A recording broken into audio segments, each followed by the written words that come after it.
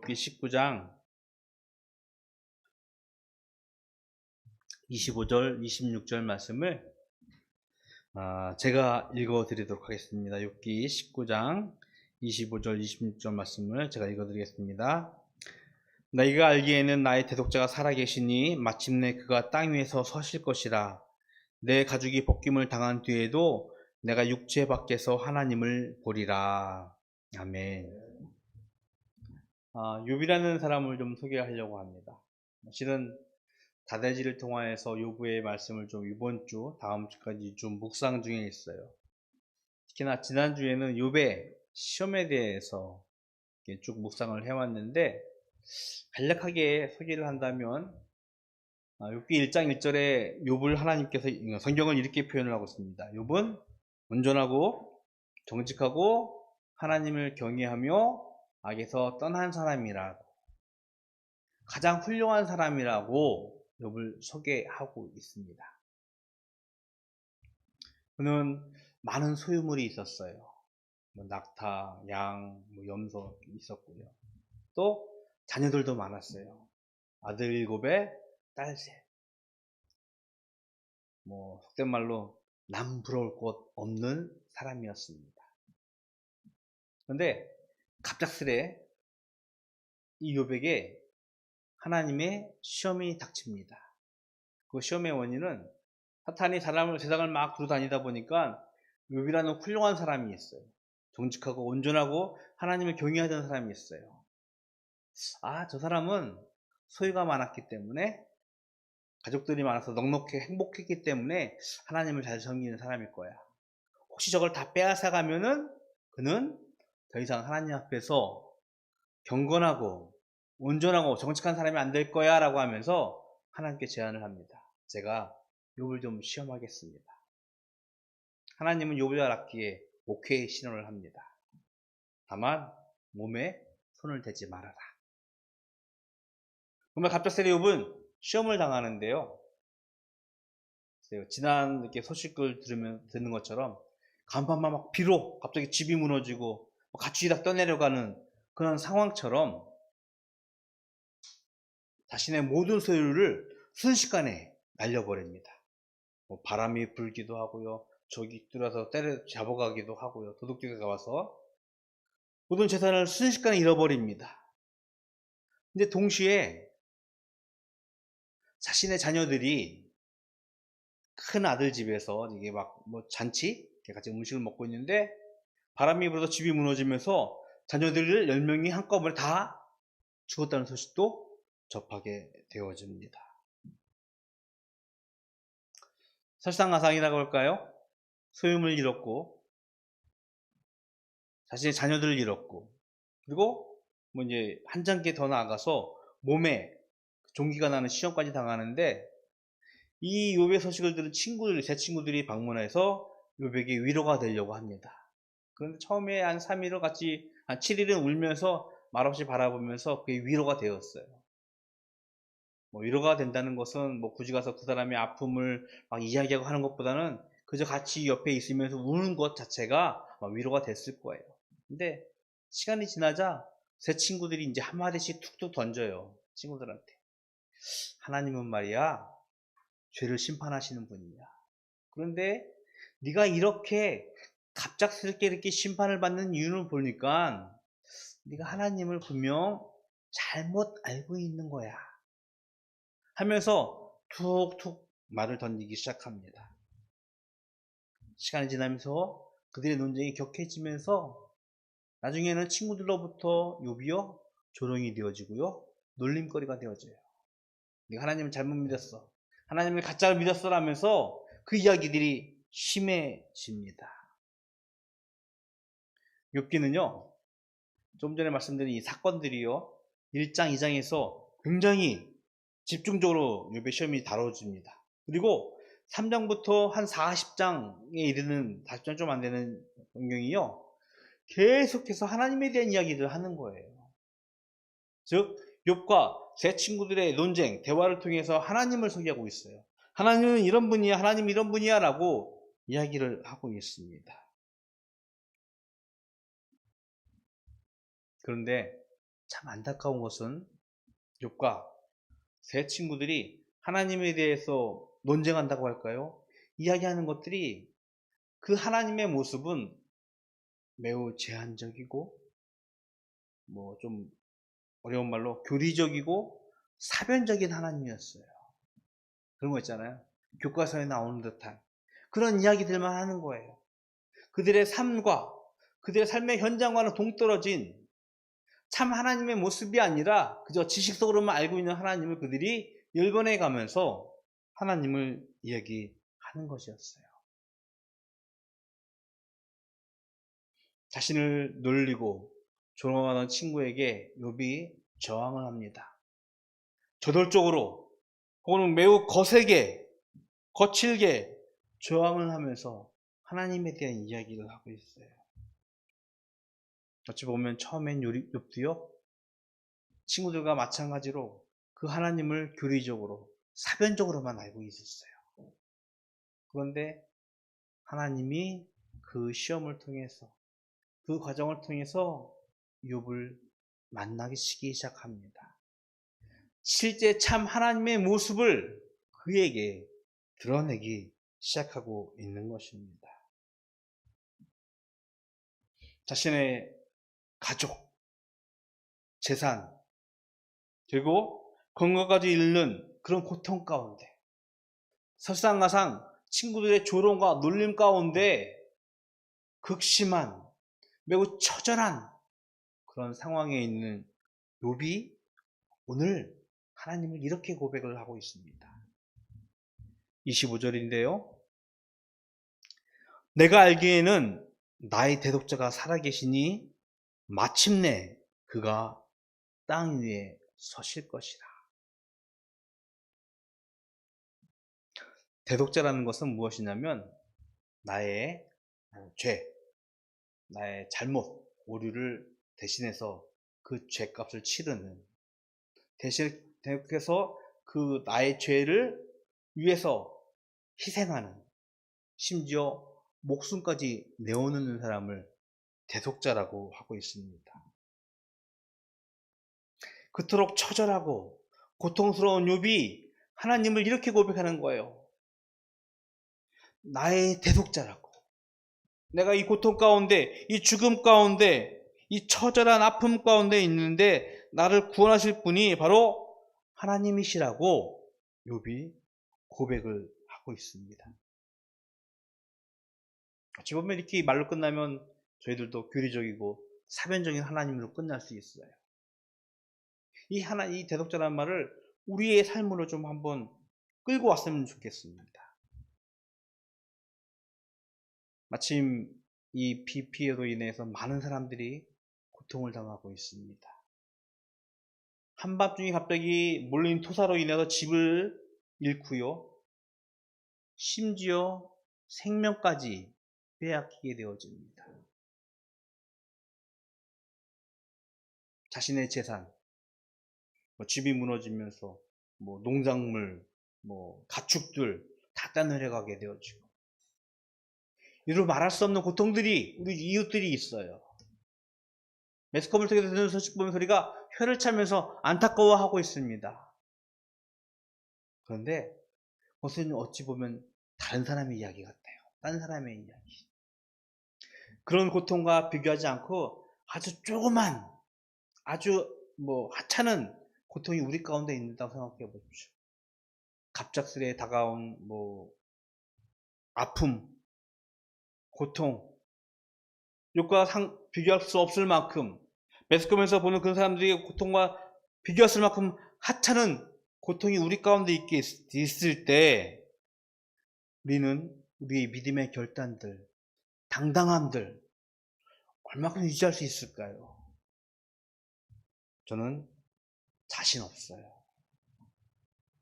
우리 재석이 저희가 조금만 아픈다면, 제 아내가 좀 학교에서 불이익을 당한다면, 어찌 보면 막 마음 아파하면서 조려하면서 판단할 수 없는, 판단력을 상실할 수밖에 없는 그런 지경에 빠지는 것이 우리의 모습일 거예요.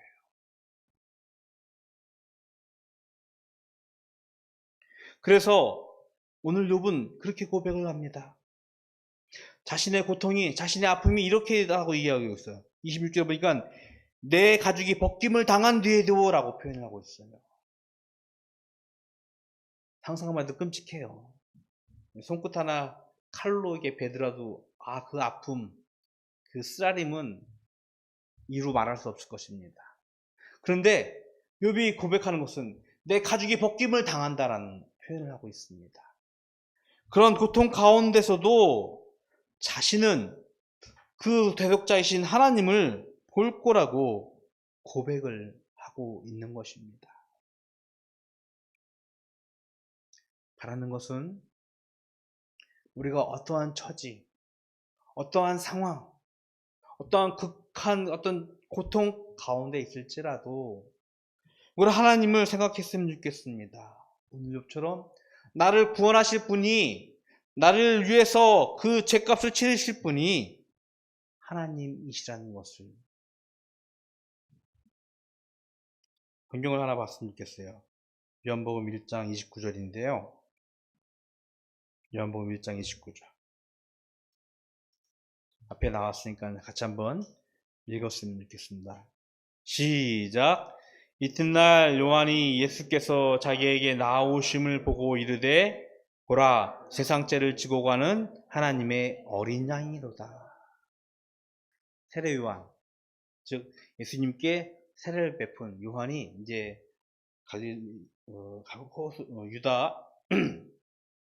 유단강에서 세례를 베풀고 있는 가운데 예수님께 자신이 나오는 거예요. 근데 그 예수님을 딱 보자 이렇게 선포하는 거예요. 보라, 세상 죄를 지고 가는 하나님의 어린 양이로다. 이스라엘 백성들이 애굽을 탈출할 때 하나님께서 애굽, 이집트에게 10가지 재앙을 내립니다. 9가지 재앙에도 바로는 끄떡이 없었어요. 잘 알다시피. 근데 마지막 재앙, 각 가정에, 모든 가축에 장자를 치는 하나님의 심판을 하게 되어집니다. 근데 그때 이스라엘의 가정의 장자는 치지 않으셨어요. 근데 그 이유는 무엇이냐면 모세가 명령을 하는 거예요. 각 가정마다 어린 양 한 마리를 잡아라. 그 어린 양이 무엇이냐면 자신의 집에 장자를 심판하는, 하나님의 심판을 넘어가게 하는 하나님의 대속제물, 희생제물을 어린 양을 잡으신 거예요. 그 어린 양의 희생이 없는 모든 이스라엘 그 애굽에 있는 가정의 장자는 하나님이 심판하신 거예요. 여기서 세례 요한이 세상죄를 지고 가는 하나님의 어린 양이라는 것은 무엇이냐면 하나님께서 세상의 모든 죄를 심판하실 것인데 그 죄를 심판하기 위해서, 대속하기 위해서 희생제물로 예수님을 선택하셨고 예수님을 대속제물로 삼으신다는 것이었습니다. 예수님은 온 인류의 죄와 죽음을 위하여 자신이 대속의 희생제물이 되신 거예요. 오늘 욥은 고백하고 있어요. 그 처절한 고통 가운데서 하나님을 대속자라고 고백을 하고 있습니다. 즉 자신을 죄에서 구원하실 분이 하나님이심을, 고통 중에 있는 자신을 구원하실 분이, 대속하실 분이 하나님이시라는 것을. 하나님은요 자신 스스로 대속하시기로 작정을 하시고 그 하나님이 예수님이 되어서 이 땅에 오신 것입니다. 오늘 설교 제목을 나의 하나님이라고 지어봤습니다. 어떤 의미냐면 아마 여러분들이 그동안 신앙생활을 하면서 교회를 다니고 설교를 듣고 성경을 보면서 하나님 혹은 예수님에 대한 여러 이미지들, 생각들이 있을 거예요. 하나님은 이런 분이야, 예수님은 이런 분이야 라는 것을 생각하고 있을 거예요. 그거를 물어보고 싶어요. 욥은 오늘 하나님을 대독자라고 고백을 하고 있습니다. 그렇다면 나는 과연 어떤 하나님을 고백하고 있을까요? 같이 보면 내 즉각적인 필요에 의해서 하나님을 고백할 수 있어요. 하나님, 제가 당장 내일 100만 원이 필요한데 100만 원을 좀 주시죠. 재물을 주시는 하나님일 수도 있겠죠. 하나님, 우리 자녀가 너무 아파요. 회복시켜 주십시오. 치료하시는 하나님일 수 있어요. 하나님, 우리에게 생명이 필요합니다. 생명을 주십시오. 생명의 하나님이실 수 있습니다. 혹은 내가 경험했던 단편적인 하나님의 지식들도 있을 거예요. 아, 그때 하나님이 보니까 내 어려움 중에서 나를 구원하셨어. 구원의 하나님이시야. 맞아. 하나님 나를 치료하셨어. 하나님의 극한 고통 가운데 나를 회복시키셨어. 그 하나님들이 틀리다는 이야기는 아닙니다. 맞습니다. 그런데 오늘요, 보다 근본적인 하나님을 인정하고 결단하고 고백했으면 좋겠어요. 오늘 욥은 하나님을 대독자로 고백을 하고 있습니다. 그 하나님을 고백하듯이 여러분이 알고 있는 하나님을 한번 마음껏 상상해 가면서 그 하나님을 고백했으면 좋겠어요. 성경은요, 하나님을 알지 못하는 인간들에게 자기 스스로를 계시하는 하나님의 말씀이에요. 하나님을 가장 잘 알 수 있는 것이 성경에 있습니다. 바라는 것은 우리 바닷교회가 하나님의 말씀을 늘 묵상하고 가까이 하면서 거기에 있는 하나님을 만날 수 있으면 좋겠어요. 우리 삶 가운데서 만나는 것, 우리 현장 가운데서 만나는 것도 굉장히 중요한데 보다 풍요롭고 보다 풍성한 하나님이 성경에 있다는 사실을 우리가 깨닫고 그 하나님을 만나는 축복이 있기를 소원합니다. 특히나 이번 주는요, 욥기의 후반부를 읽어가면서 하나님에 대한 묵상을 많이 할 거예요. 과연 하나님은 어떤 분일 것인가? 우리가 인정하고 고백하는 그 하나님, 지금까지 경험했고 배워왔고 익숙했던 그 하나님, 하라는 것은 성경에서 말씀하고 있는 풍성한 하나님, 정말 사랑과 은혜와 정의와 공의가 넘치시는 그 하나님을 우리가 이제는 만났으면 좋겠습니다. 그리고 우리가 알고 있었던 지식이 점차로 넓어져 가면서 삶의 지평들이 점차로 넓어져 가면서 그 하나님을 인정하고 고백했으면 좋겠습니다. 자신을 말씀하시는 하나님을 말씀하시는 이 성경을 통해서 하나님을 만날 수 있는 삶을 주님의 이름으로 축복을 드리겠습니다. 그리고 그 하나님을 여러분이 선포하십시오. 그 하나님을 인정하고 결단하고 그의 삶을 사십시오. 그 가운데서 하나님께서 주시는 은혜를 누릴 수 있을 것입니다. 우리의 가정 가운데, 우리의 회사, 학교, 직장 가운데 그 하나님으로 인하여서 풍성한 삶을 살아가는 우리가 되기를 주님의 이름으로 축복을 드리겠습니다. 기도하겠습니다. 참 좋으신 하나님, 감사합니다. 고통 중에 극심한 처절함 가운데 오늘 욥은 하나님을 대독자라고 고백하고 있습니다. 과연 우리는 하나님을 어떻게 고백하고 있는지요? 하나님, 말씀을 통해서 저희들에게 말씀하여 주시옵시고 삶을 통하여서 하나님을 보여주셔서 그 하나님 가운데 우리의 믿음으로 살아갈 수 있는 저희들 될 수 있도록 주님 축복하여 주시옵소서. 비가 많이 오고 있습니다. 하나님, 비로 인해 고통당하는 우리의 이웃들을 위하여 공일한 마음 갖게 하여 주시옵시고 그들에게도 동일한 하나님의 은혜가 있기를 소원합니다. 주님, 긍휼히 여겨 주시옵소서.